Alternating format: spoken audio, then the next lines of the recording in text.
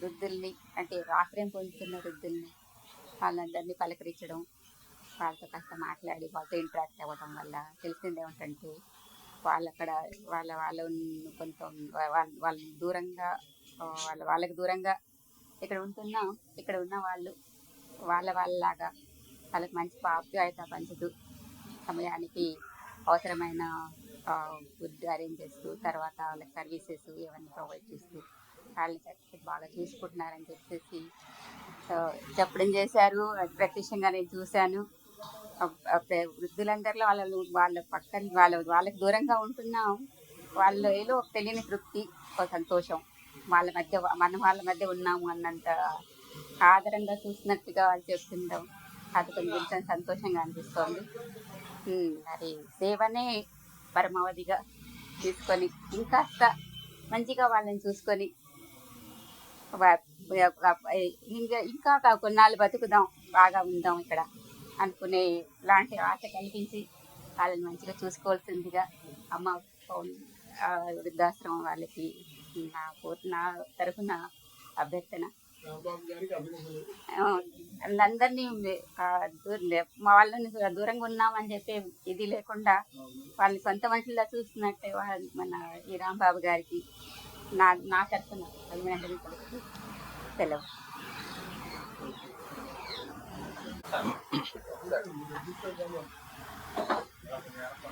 ముఖ్యంగా ఈరోజు అమ్మ ఓల్డ్ హోమ్లో ఒక పండగ లాంటి సుదినం. ఎందుకంటే జడ్జి ఉమాదేవి గారు సందర్శించారు మూడోసారి. వారికి వృద్ధుల పట్ల వాళ్ళకున్న మంచి ఆలోచన కానీ వాళ్ళ శ్రేయస్సును కోరుకునే మనస్తత్వం ఉన్న జడ్జి గారు ఇక్కడికి వచ్చి 3 సార్లు పర్యవేక్షణ చేసి అన్ని విషయాలు ఎలా ఉన్నాయో తెలుసుకుని ఈ సంస్థను నిర్వహిస్తున్నట్టు డి రాంబాబు గారికి మంచి సూచనలు సలహాలు ఇస్తూ అభినందించినందుకు ధన్యవాదాలు తెలియజేస్తున్నామండి.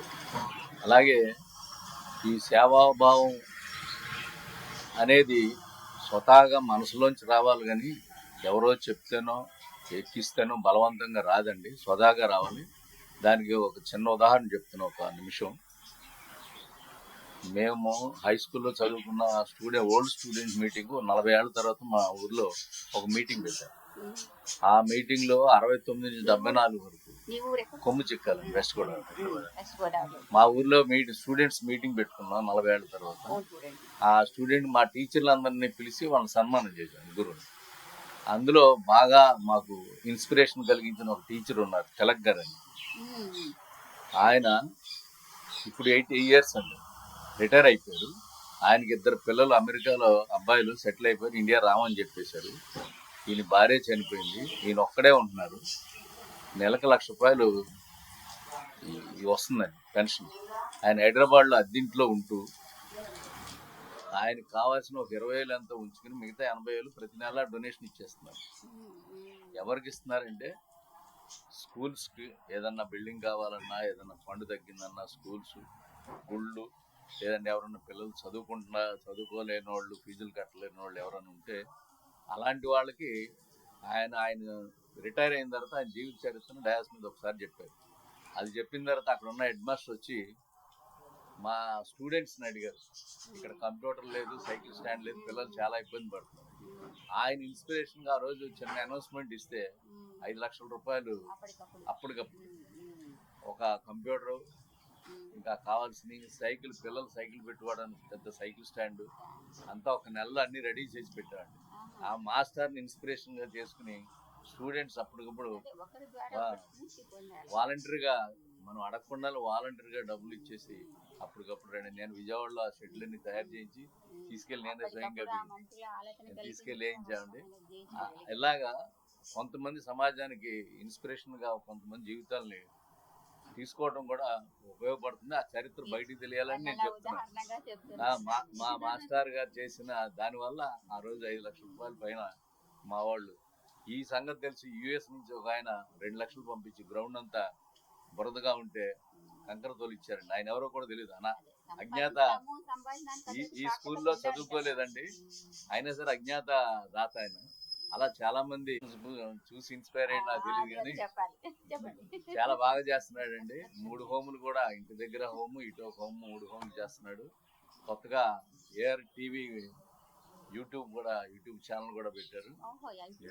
అది కూడా సక్సెస్ అయ్యి దీనిలాగే అది కూడా బాగా రన్ అవ్వాలని మనస్ఫూర్తిగా కోరుకుంటూ సెలవు తీసుకుంటాం. కుటుంబంలో ఉన్నటువంటి సభ్యుల్ని చూసుకోవడానికే చాలా ఇబ్బందులు పడుతున్నాం మనం. అలాంటిది ఒక హోమ్ని ఎస్టాబ్లిష్ చేసి నంబర్ ఆఫ్ బ్రాంచెస్ పెట్టి మన రాంబాబు గారు ఈ అమ్మ ఓల్డ్ ఏజ్ హోమ్ పేరు మీద సర్వీసెస్ని 3 బ్రాంచెస్ ద్వారా ఎంతోమంది పెద్దవాళ్ళని వారి సొంత తల్లిదండ్రుల్లా చూసుకుంటూ సొంత వాళ్ళలా చూసుకుంటున్నారు. ఇది చాలా సంతోషించదగినటువంటి విషయం. వారికి ఏ విధమైన సహాయ సహకారాలు కావాలన్నా మనం అందరం అందించాలి. నేను మా ఇంట్లో ఏ అకేషన్స్ ఉన్నా కానీ ఇక్కడి నుంచి వీరి హోమ్లోనే జరపాలని కోరుకుంటున్నాను. ఖచ్చితంగా మా పిల్లల బర్త్డేస్ కానీ మా అమ్మ నాన్నలు కాలం చేశారు, వారికి సంబంధించినటువంటి కార్యక్రమాలు ఏమున్నా కానీ కమింగ్ డేస్లో ఖచ్చితంగా నేను ఈ హోమ్ బ్రాంచెస్లోనే జరుపుకుంటానండి. అందరూ కూడా ఇలాంటి హోమ్స్ నడిపేటువంటి వాళ్ళకి ఖచ్చితంగా మనందరం సహాయ సహకారాలు అందించాలి. ఇలాంటి సర్వీసెస్ చేస్తున్న వాళ్ళని డెఫినెట్గా అభినందించాలండి మనం. ఎందుకంటే మన ఇంట్లో ఒక చిన్న సమస్య వస్తేనే మనం చూసుకోలేకపోతున్నాం. అలాంటిది ఎంతోమందిని సొంత వాళ్ళలాగా భావించి ఇంత మంచి సర్వీసెస్ చేస్తున్నటువంటి వాళ్ళకి అభినందనలు అండి. డెఫినెట్గా రాంబాబు గారిని అప్రిషియేట్ చేస్తున్నాను నేను. Thank you so much. చూడటానికి ఇష్టపడలేదు.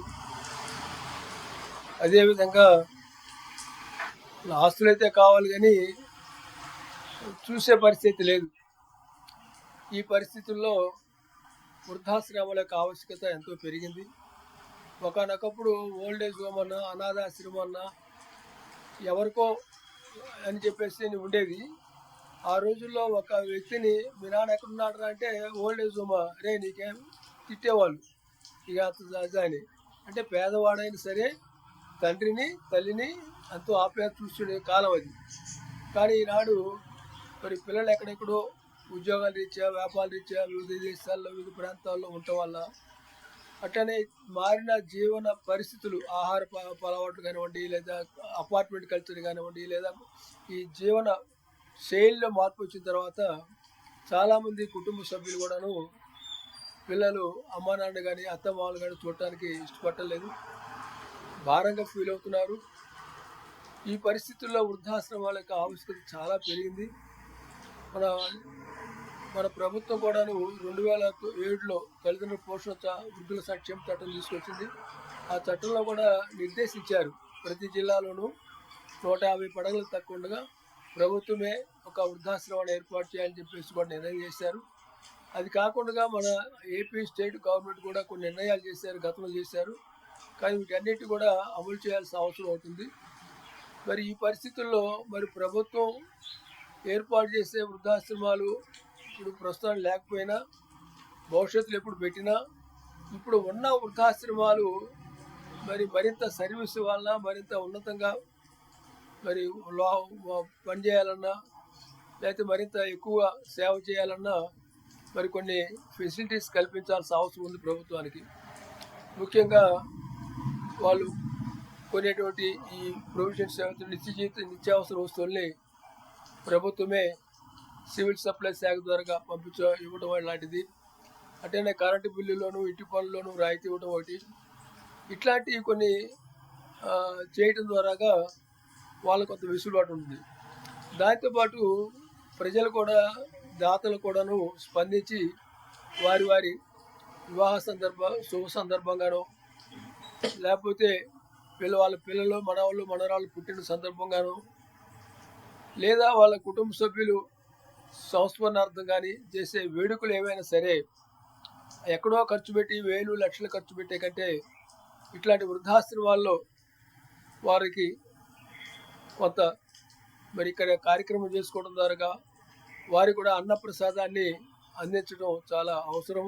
తద్వారా కొంత వెసులుబాటు కూడా నిర్వాహకులు కూడా వెసులుబాటు కలుగుతుంది. నిర్వాహకులు కూడా ఎక్కడి తెచ్చి పెడతారు, వాళ్ళు కూడా దాతల మీద ఆధారపడి చేయాల్సిందే, లేదా కొంత అమౌంట్ వసూలు చేయాలి. అంటే ఉన్న వాళ్ళ దగ్గర వసూలు చేసినా పేదవాళ్ళ దగ్గర మరి ఉచితంగా పెట్టాల్సిన అవసరం ఉంటుంది. అంచేత మరి వాళ్ళ వృద్ధాశ్రమాలు అవసరం చాలా ఉంది. దానికి మరి మన రాంబాబు గారు లాంటి వారు ఒక వృద్ధాశ్రమాన్ని ఒక 3 బ్రాంచీలు ఏర్పాటు చేసి ఎంతోమందికి ఇది అనాథలకి కానీ లేదా బెడ్ రిడెన్ అయిన వాళ్ళకి కానీ ఫిజియోథెరపీ ప్రాబ్లమ్స్ ఉన్న వాళ్ళకి కానీ అనేక రకాల వ్యాధులకు లోనైన వారిని కానీ ఇలాంటి వాళ్ళందరూ కూడాను వారి హోమ్ ద్వారాగా సర్వీసెస్ చేయటం జరుగుతోంది. చాలా సంతోషం ఉంది. ఈరోజు మన రిటైర్డ్ హైకోర్టు జడ్జి గారు మా ఈ హోమ్ని సందర్శించి జే ఉమాదేవి గారు ఈరోజు వచ్చి సందర్శించడం మాకు కూడా చాలా సంతోషం ఉంది.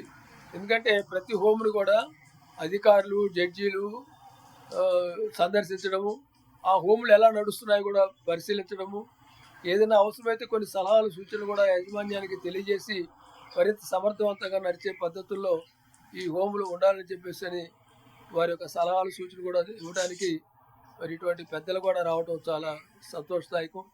కనుక మరి మన రాంబాబు గారిని తను అక్కును చేర్చుకొని పేదవాళ్ళని పిల్లలు చూడకపోయినా చూస్తున్నారు. వాళ్ళ పిల్లలు ఎప్పుడు తెస్తారా, ఆస్తులు ఎప్పుడు తీసుకుందామని చూస్తున్నారు. అంటే పిల్లలేమో చావు కొడుతున్నారు, అమ్మను చావు కొడుతున్నారు. ఇట్లాంటి వృద్ధాశ్రమాలనేమో వాళ్ళని అక్కును చేర్చుకొని తల్లిదండ్రులాగా చూసి ఆఖరి రోజుల్లో ప్రశాంతంగా వాళ్ళకి ఆరోగ్యకరమైన పద్ధతుల్లో వాళ్ళని చూసుకోవడం అనేది సామాన్య విషయం కాదు. అందరూ చూడలేరు, కబుర్లు చెప్తారు చాలామంది, కానీ ఆచరణ వచ్చేప్పుడు సాధ్యపడే పరిస్థితి కాదు.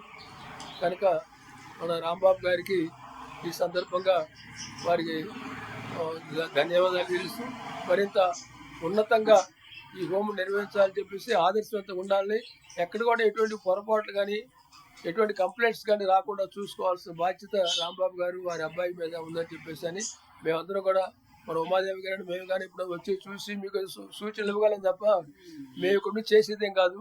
కనుక అదంతా నిర్వహించాల్సి మీరు. ఈ మధ్య కూడా కొన్ని కొత్త విషయాలకు వస్తాయి. మీరు సర్వీస్ పంపేటప్పుడు కూడా ఇవాళ సర్వీస్కి ఎవరైతే ఇప్పుడు ఇళ్ళ దగ్గరికి ఇచ్చే సర్వీస్ ఏదైతుందో హోమ్ కేర్ సర్వీస్లో చాలా సమస్యలు వస్తున్నాయి. మనం పంపే వ్యక్తులు ఎవరైతే ఉన్నారో ఆ వ్యక్తి కన్నా సరైన వ్యక్తి కాకపోతే చాలా సమస్యలు వస్తున్నాయి. ఎందుకంటే ఈ మధ్య మనం చూసాం విజయవాడలోనే ఒక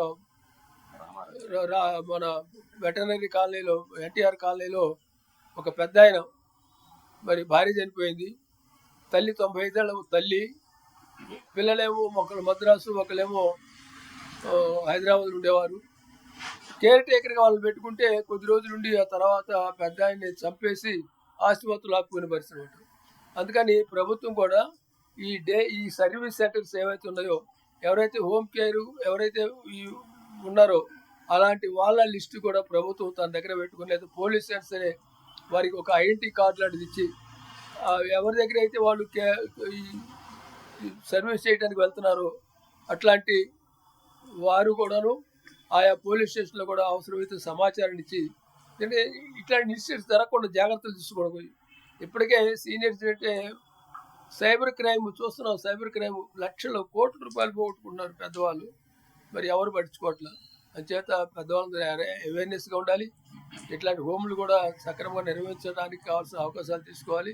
ప్రభుత్వం కూడా బాధ్యత తీసుకొని ప్రభుత్వ అధికారులు చట్టం ఉంది, చట్టం అమల్లో కూడా మరి బాధ్యత తీసుకొని వ్యవహరించాల్సిన అవసరం ఉంది.